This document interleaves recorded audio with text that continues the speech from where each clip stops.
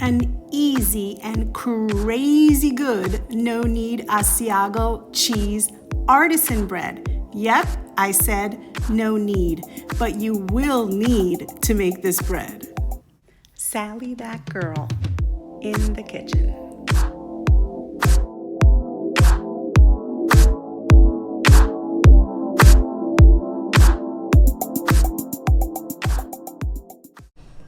Hi everyone, and welcome to another episode of Sally That Girl in the Kitchen.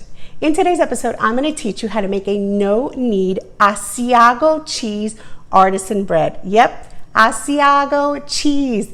It is going to be the cheesy bread of your dreams. It is a quick and easy no-knead bread that comes together in a snap. You literally just put everything together in a bowl, cover it, let it sit, and then later you shape it and you bake it and you're good to go. And it is going to be gorgeous. The results are spectacular. The outside is crusty and golden, and it looks like it just came out of a beautiful fancy bake shop.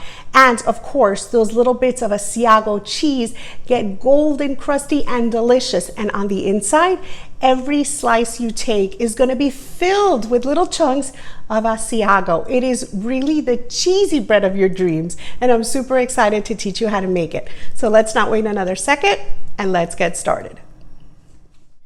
For today's recipe, you will need 3 cups of bread flour. You can also use all-purpose flour, but I definitely prefer the results when using bread flour. 2 teaspoons of kosher salt, a half a teaspoon of active dry yeast, 1.5 cups of lukewarm water. You want it warm but not super hot. And 6 ounces of Asiago cheese, which you should buy in either a wedge or a block form. You will also need a cutting board and a knife, and I'm using a small paring knife just to help me take the wrapper off of my cheese. You'll also need a dough whisk, a whisk, or a large fork for mixing, a large bowl, a wet measuring cup, some dry measuring cups, some measuring spoons, some parchment paper and some plastic wrap, a cooling rack and some oven mitts, and either a lame or a sharp knife for scoring your bread. And you will also need either a Dutch oven with a lid or a heavy pot with a lid. You just have to make sure that the pot and the lid, including the knob, are oven safe to high temperatures because we will be baking this bread at a high temperature. So I actually sometimes like to make 2 breads at once, and I have a cazuela, which I have changed the knob on, and it has a metal knob, and I can also use that to make this bread. So now that we have all of our ingredients and tools together, let's get started. So the first thing you're going to want to do is chop up your Asiago cheese. Now, this wedge has 8 ounces, so I'm going to be removing about 2 ounces, and I'm going to be chopping up 6 ounces. And I will note, 6 ounces is still a lot of Asiago. I'm going to put this little piece away, and I'm going to chop up 6 ounces, and I'm going to make it into little cubes. Now, this is a very cheesy bread, so keep that in mind. It's going to have pieces of cheese running throughout. So if you don't want to go this cheesy, you can always cut a little less cheese. Now, I'm going to put my flour into a bowl, and you'll notice I made a mound. I'm not making a well in the center. I'm going to be adding some ingredients on the outer end, and that's why I like to have a mound in the middle. So once I've measured out that flour, then I'm going to grab my yeast, and I'm going to put the yeast in the center, kind of on the top of the mound, because I want to keep it away from the rest of my ingredients until I'm ready to mix them together. And then I'm going to be using kosher salt. So I use kosher salt, which is a larger crystal than regular salt. And I can use kosher salt in my no-knead breads because there's no kneading after all. So I'm not going to break up any of those beautiful gluten strands by kneading and just tearing them up. So in your artisan bread, you can safely use kosher salt that has a larger crystal, and it works perfectly. Now, once my salt is in, I'm going to measure out my water, and I'm going to warm it up in the microwave. I want it lukewarm, not super hot. I just kind of want it warm to the touch, not super, super hot. And then once I've warmed it up, then I'm going to add it to that outer rim all the way around the mound. And basically it's just going to start to combine with the salt that we've added. I just go all the way around that mound, and I'm still kind of keeping that yeast safely in the middle. And then I'm going to bring over my cubed Asiago cheese, and I'm going to also add that on the outer edge. Now, as I said, this is a very cheesy bread. There's going to be cheese running throughout, and it's going to caramelize on the outside too, and it's going to be amazing. So once I've incorporated the cheese, then I'm going to be using my dough whisk, but you can use a whisk or a large fork, whatever you prefer. And then I'm going to slowly incorporate the ingredients. So I'm kind of mixing the outer end first, and then little by little, I'm just going to allow that mound in the center to collapse, and I'm going to bring in that flour and that yeast with the rest of the ingredients.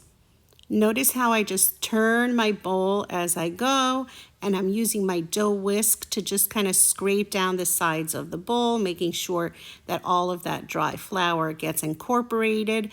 And at first it's going to feel quite dry, but the more you mix, just little by little, bringing all of that flour in, you're going to notice that you're going to create a shaggy dough. It's going to suddenly start to come together, and all that dry flour is no longer going to appear dry, and you're just going to create this beautiful shaggy dough. This is the beauty of no-knead bread. You literally just stir it together, and before you know it, you have this beautiful mound of dough. And that was so easy. It literally took less than 2 minutes, and we already have our dough ready to go. This is literally all it takes to make no-knead bread. It's super, super easy to do. So then I'm just cleaning off my dough whisk because I don't want to lose any of that amazing dough that we just prepared. And then once I've cleaned off my tool, then all that's left to do is cover up this beautiful dough and let it rise. So this particular bread has cheese in it, of course. It has dairy. So what I'm going to do is I'm going to cover it well with plastic wrap. And I'm going to allow my dough to rise for 4 hours. So in other artisan breads that I make that don't have dairy ingredients, sometimes I go up to 8, 12 hours even. But for this particular dough, since it has dairy, it has cheese, we don't want any bacterial growth. So 4 hours is perfectly safe, and it's enough to give us a nice rise and create a beautiful bread. So 4 hours, and then it'll be ready for baking. So what do I do during those 4 hours? So I place this in a draft-free area. You can use your oven turned off and just close it up. But if you do, of course, then set out a reminder that no one should turn that oven on, or you can just leave it on your counter. And then 4 hours later, look at how beautiful the dough is. It's definitely risen. It's doubled in size. It just looks absolutely beautiful. And then we are definitely in that safe zone, but don't throw out that plastic wrap because we're going to use it again. So I'm going to set this aside for a moment, and then I'm going to bring over some parchment paper because I am going to now just shape my dough ball in order to make my bread. So what I do is I lay out some parchment paper onto my counter, and you want to make sure that it's long enough because you're going to use this to put the bread into your hot Dutch oven. So I'm going to put my Dutch oven into a cold oven. I'm going to close the door, and then I'm going to set the temperature of my oven to 450 degrees. This bread bakes hot. So I'm also going to set a 45-minute timer because that way it'll allow my Dutch oven to warm up slowly. And then on that parchment that I laid out on the counter, I'm just going to sprinkle some of my bread flour, and I'm just going to spread it out because this is going to help my dough to not stick when I'm shaping the dough into a bowl shape, which is a round bread. That's what I'm going to be making today. So I'm going to help the dough release itself from the bowl just very gently, release it from the bowl, and then it's just going to drop right onto our prepared parchment.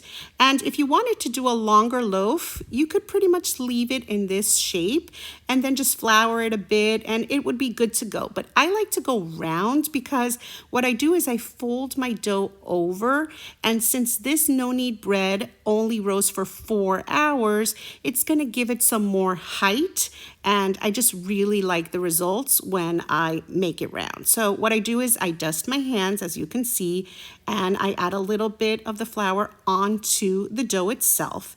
And then the dust on my hands is going to help the dough not stick, and it's just going to help me really shape this dough.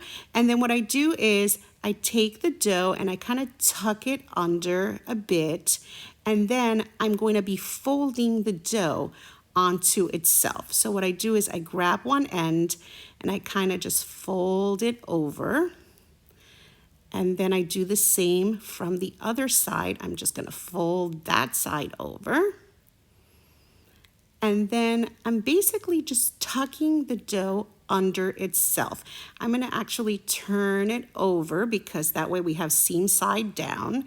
And you see why I dusted the parchment, because it just helps for my dough not to stick to the parchment paper while I'm working. And then I'm just tucking the dough under itself and forming a ball. I'm not overworking this dough. I'm just gently tucking it. All I did was fold it, flip it over, and then just kind of tuck it under itself. And then I'm just pressing these little cheese pieces right in.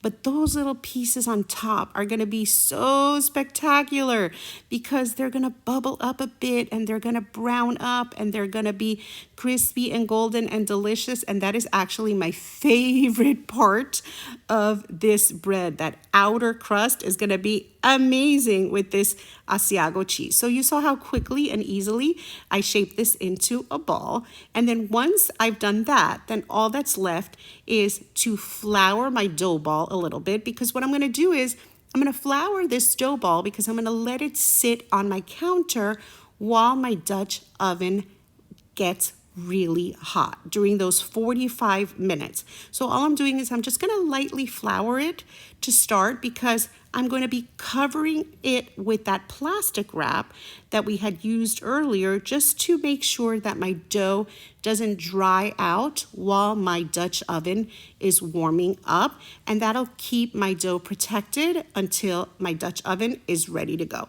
So just bring over your plastic wrap, cover your dough, and then that's it. You just want to leave it on your counter. You're just going to let it continue to slowly rise and just sit there until we are ready to put it in the oven. And it's already looking spectacular. I'm sure you can envision just how gorgeous it's going to be. So a few minutes before my Dutch oven is ready and the 45 minutes are up, I'm going to uncover my dough, and then I'm going to grab a little more of that bread flour, and I'm going to give it one more sprinkle, just another nice dusting on top, because an artisan bread looks amazing when it has a little bit of that dusty feel to it, that beautiful dusty coating, and it just really, really helps to make our bread look golden and gorgeous, and it's going to look like it came out of a beautiful, fancy bread shop. It's going to really, really impress. And of course, it's going to help us score our bread. That little dusting of flour will help us score our bread, because that way, as the bread rises in the oven, it's going to split where we want it to. It just won't split haphazardly. It's going to split where we cut it and where we tell it to split. So you're going to grab your lame, and you're basically going to make a nice cut going one way, and then you're going to repeat that same process in the opposite direction. You're just basically making a plus sign at the center of your dough ball, and this is just going to allow our bread to rise beautifully and to just split open at the center, and it's just going to be perfect. So now my timer is just about to go off. So I'm going to put on my oven mitts, and I'm going to very carefully bring out my very hot Dutch oven. I'm going to remove the lid, and you can see it's steaming. It's super hot. So that's why you carefully grab that parchment paper, and then you add your bread into your Dutch oven, of course, being very careful not to touch it. And then put your mitt back on, put your lid on, and then we're gonna pop this back into the oven that's now nice and hot. And we're just going to put it in, close the door, and then we're gonna set a 30-minute timer to begin the baking process. But after 30 minutes, you're gonna carefully remove that lid and then put it back in uncovered, and then set another timer for 7 more minutes to allow your bread to finish baking. And after 7 minutes, you're gonna pull it out, and wow, it's gorgeous and it smells amazing. There's something really special about fresh baked bread. And then add that Asiago cheese into it, and the smell is spectacular, over the top. My kitchen and basically most of my house smells incredible right now. It's warm and inviting, and everyone is gonna run to the kitchen. So I'm going to be using my parchment paper very carefully to lift my bread out and place it onto my cooling rack. I just removed that parchment from under the bread, and I'm going to allow it to sit on my counter and cool just a bit. It is looking so beautiful. Look at those pieces of cheese on the outer edge. I told you it would form this gorgeous crust, and I was not kidding. Look at how beautiful that looks. It's crusty and just so delicious. And that plus that we cut in the center formed a bit of a lip, and it's just so absolutely gorgeous, and it smells amazing. Now, I recommend you allow it to sit for at least 30 minutes before slicing into it. And I won't lie, sometimes I can't wait. That smell is just so inviting. No judgment if you can't wait the full 30 minutes. But it's best you do, because that way the bottom of your bread won't get steamy when you place it onto your cutting board, and the crumb will be more airy, and it's just gonna be perfect. I'm actually gonna be serving it with my favorite fig jam and actually some dried fruit. I placed a little extra cheese on the board, and then you can serve this with so many things. You can eat it plain because it's crazy good. You could put a little bit of butter on it, your favorite jam. Actually, red pepper jelly is amazing, just a little bit of a kick, a little spice, and it's just so good however you serve it. And of course, it's perfect for a wine and cheese night or just for any night of the week. It's really easy to put together, and it's so remarkably beautiful, fragrant, and delicious. It is quickly going to become your favorite no-knead bread. It's just that good. So I've waited, but not quite 30 minutes. I'm gonna be quite honest. I got kind of antsy, and I just could not wait to put this on the board and present it to you and just make it look absolutely inviting and just really be able to enjoy it. So now, enough with the admiring. It's time to cut into this beauty, because wait until you see what the inside of this bread looks like. So those outer pieces have become crusty and caramelized, but those pieces inside, those little cubes of cheese, are running throughout this entire bread. Each slice is going to be completely riddled with little cubes of Asiago cheese. It is so beautiful and so impressive. I cannot wait to show you the inside. So let's cut into this baby and take a good look, and of course, a taste.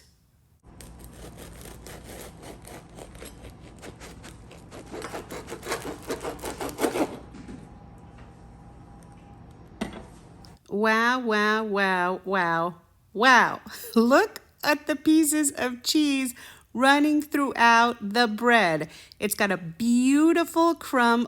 It's risen beautifully. It has our beautiful air pockets running throughout.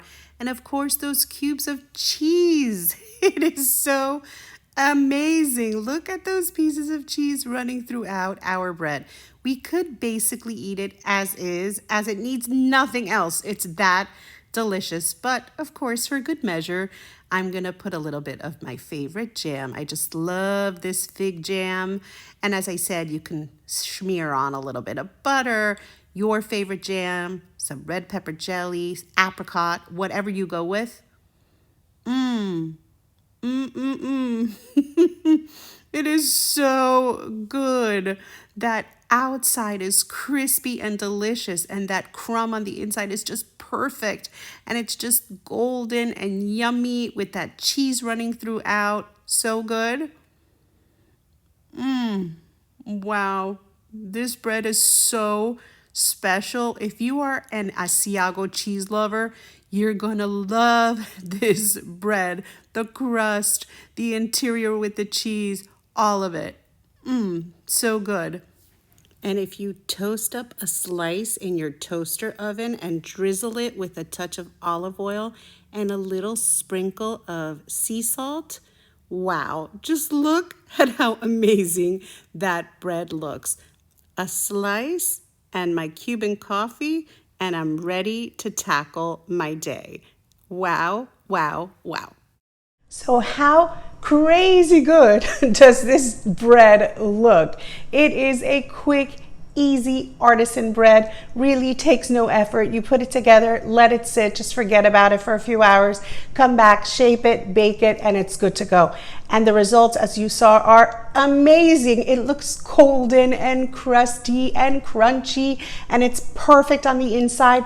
Just the right amount of air pockets, cheese running throughout. It's absolutely divine. It's perfect by itself with your favorite jam, a little butter for breakfast, for anytime, a wine and cheese night, whenever. It is so great. You're gonna wanna make this all the time. Trust me. No, better yet, don't trust me. You're gonna have to try to make this recipe yourself.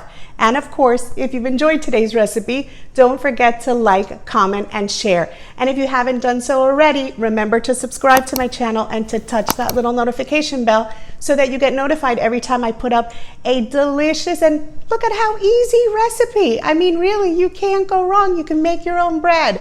And of course, if you're not already following me on social media, make sure you're following Sally That Girl in the Kitchen on Facebook, Instagram, and on Pinterest. And you can find me as Sally That Girl FL on Twitter, Snapchat, and on TikTok. See you next time. Thanks for watching. Sally That Girl in the Kitchen.